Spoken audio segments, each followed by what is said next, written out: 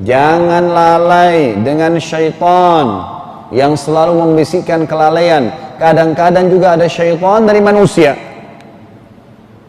Syaitan ini nggak bisa goda kita, nggak mempan. Ini syaitan, teman-teman kita digodain sama dia untuk menggodain kita. Sampai kapan nih? Kamu alim ya? Ngapain puasa? Nanti aja, nanti kalau umur begini, masih muda, dan seterusnya. Tepis semua itu. A'udzu billahi minasy syaithanir rajim. Bismillahirrahmanirrahim. Ibadah yang paling dititik beratkan sementara Ramadan kemarin adalah puasa. Puasa ini teman-teman sekalian adalah ibadah yang paling besar pahalanya. Tidak ada satupun ibadah yang mengalahkan puasa. Jihad kah, sholat kah, bakti dengan orang tua kah, kalah semua dengan puasa. Dari mana dalilnya Ustaz? Hadis Bukhari, di mana Nabi SAW bersabda, Allah Subhanahu wa taala berfirman hadis qudsi, kullu amal ibni Adam lahu illa siyam fa innahu li wa ana ajzi bihi. Dalam tambahan riwayat Bukhari yang lain, kullu amal ibni Adam yuktab lahu hasanatun wal hasanatu bi asyri amthaliha ila sab'ami'a dha'fin illa as-saum fa innahu li wa ana ajzi bihi. Dalam riwayatnya juga dikatakan taraka syahwatahu wa ta'amahu wa syarabahu min ajli as-siyamu li wa ana ajzi bihi. Yang artinya globalnya adalah kata Allah Subhanahu wa taala dalam hadis qudsi, semua amal ibadahnya anak Adam, semua amal solehnya mereka sudah saya tentukan kadar pahalanya, satu dilipat gandakan menjadi 10 kali lipat sampai 700 kali lipat, tergantung dari kadar keikhlasan. Kecuali puasa, kata Allah, dia meninggalkan makanannya, minumannya, syahwatnya karena aku. Kata para ulama hadis, orang yang berpuasa maka akan mendapatkan pahala langsung dari Allah, tidak ada batasnya. Jadi di sini hadis ini menjelaskan ibadah puasa ibadah yang paling besar pahalanya. Kemarin kita waktu Ramadan, tanda kutip teman-teman sekalian, dipaksa. Garis bawahnya kata-kata paksa. Dipaksa oleh Allah, tanda kutip ya, untuk terbiasa puasa. Bagaimana tidak? Setiap hari, hari ini puasa, besok puasa, lusa puasa, dan tidak boleh ditinggalkan kecuali punya udzur syar'i. Sakitkah? Musafirkah? Berhalangankah kalau laki perempuan misalnya haid, nifas, atau lagi nyusui atau ini, itu mungkin udzur. Orang tua ada udzur, kalau tidak ada nggak boleh, haram, berdosa.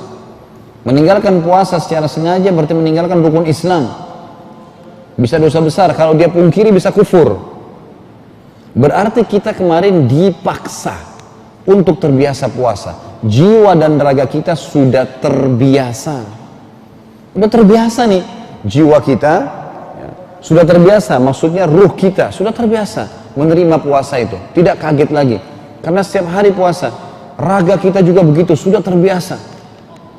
Pertanyaannya, kenapa sekarang tidak puasa? Kenapa nggak jaga amal-amal sunnah, puasa sunnah? Sudah dibiasakan oleh Allah Subhanahu wa taala. Bapak Ibu sekalian, garis bawah juga kalimat mutiara ini ya. Saya sering sampaikan dalam pengajian beberapa poin-poin yang merupakan kaidah hidup. Itu kalau sempat dicatat-catat dan jadikan sebagai prinsip hidup. Ibadah itu, kalau kita tidak paksakan, tidak berjalan.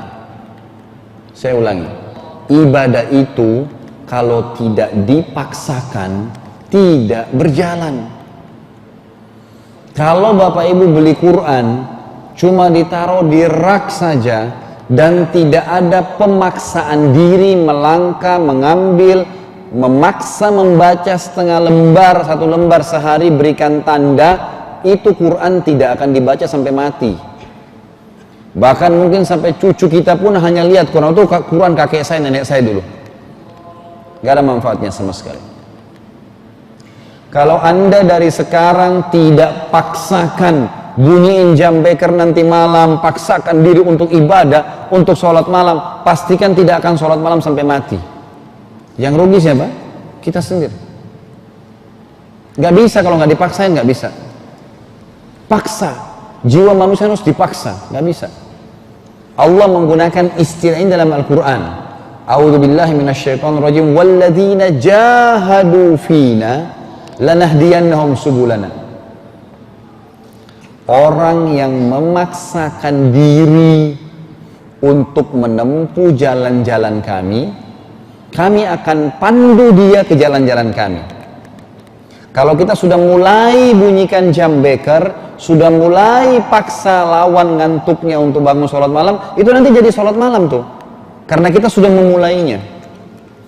Kalau tidak, nggak bakalan terjadi. Karena syaitan itu mau menghilangkan perbuatan ibadah kita, minimal mengurangi pahalanya, minimal.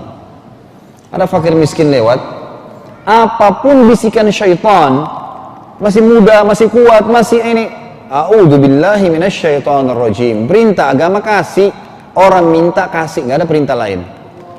Nggak pernah ada perintah dalam agama kalau orang minta kita tolak, nggak pernah. Kasih.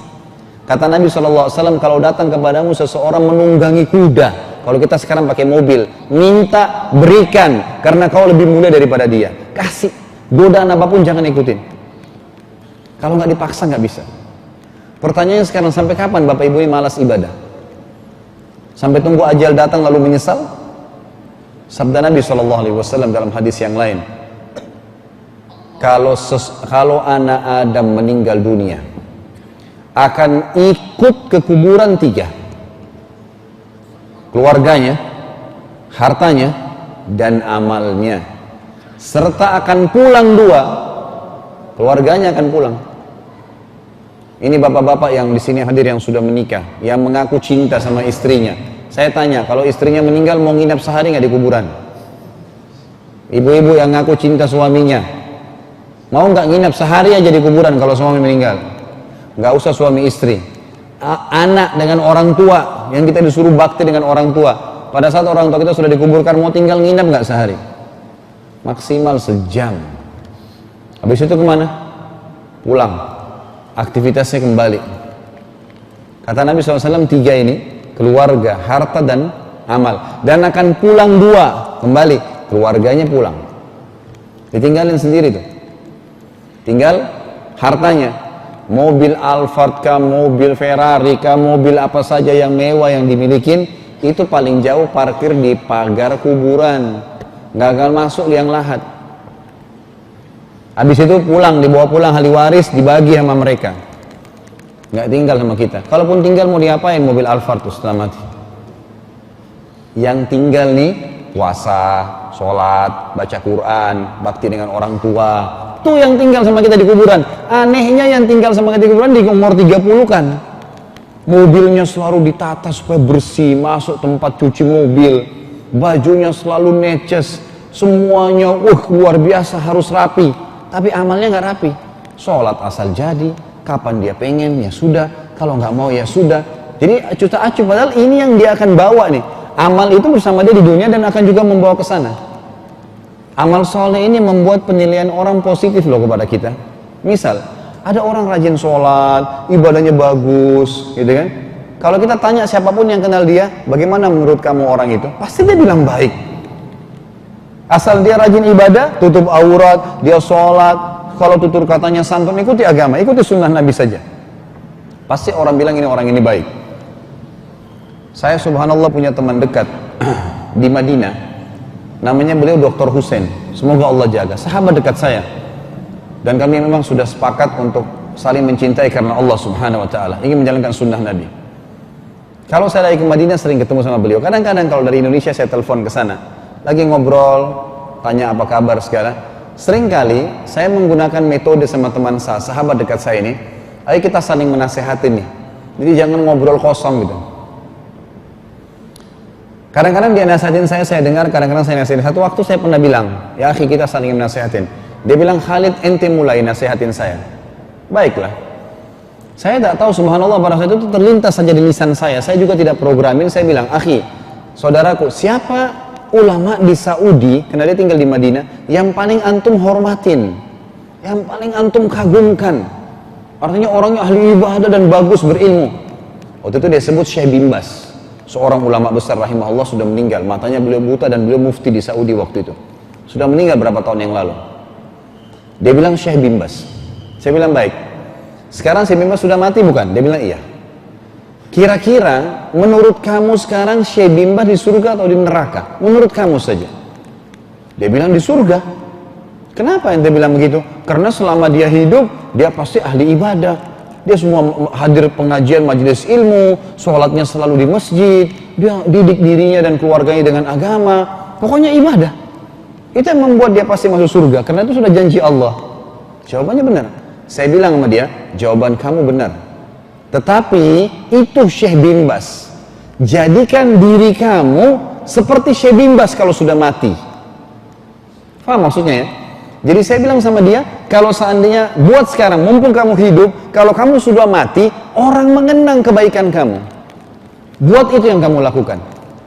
Alhamdulillah itu tidak sempat tersentuh, saya pun juga mengambil pelajaran dari situ. Pernah Hasan Basri rahimahullah, seorang ulama tabi'in ngantar jenazah teman-teman sekalian. Di kota Basra, waktu lagi ngantar jenazah ada anak muda di sebelah Hasan Basri. Hasan Basri sempat tanya kepada anak muda itu, saya mau tanya anak muda, kalau jenazah yang sedang diantar ini tiba-tiba hidup sekarang, apa yang dia lakukan? Kata anak muda itu, pasti dia akan sholat, dia akan sedekah, dia akan bakti sama orang tua, disebutin beragam macam ibadah. Kata Hasan Basri bilang, kenapa kau jawab seperti itu? Dia bilang, karena dia sudah tahu pentingnya amal soleh, sudah mati, pasti dia tahu nilainya tuh. Kata Hasan Basri, dia sudah terluputkan darinya, kamu yang masih punya kesempatan, ini cepat nih. Jangan tunggu nanti mati, nggak bisa. Jangan lalai dengan syaitan yang selalu membisikkan kelalaian. Kadang-kadang juga ada syaitan dari manusia. Syaitan ini nggak bisa goda kita, nggak mempan. Ini syaitan, teman-teman kita digodain sama dia untuk menggodain kita. Sampai kapan nih? Kamu alim ya? Ngapain puasa? Nanti aja, nanti kalau umur begini, masih muda, dan seterusnya. Tepis semua itu. Nggak ada manfaatnya. Makin muda, makin alim, makin bagus. Pasti begitu, otomatis. Karena ajal nggak kenal muda atau tua. Kalau kita bisa patok kita mati 80 tahun, nggak masalah. Masalahnya kita tidak pernah tahu kapan mati. Kan gitu. Jadi kemarin Ramadan dibiasakan oleh Allah Subhanahu wa Ta'ala untuk mengerjakan ibadah yang mulia ini. Biasa puasa. Dan Bapak Ibu sekalian, tidak ada orang meninggal karena puasa kecuali ajalnya datang. Dan selalu tepis begini godaan syaitan. Sederhana kok, tepis aja. Kalau digoda nanti panas, nanti begini. Jawab sederhana. A'udzubillahi minasyaitonirrajim. Kemudian bilang aja dalam diri kita sendiri, maghrib gak kemana-mana kok. Datang gak maghribnya? Datang kok.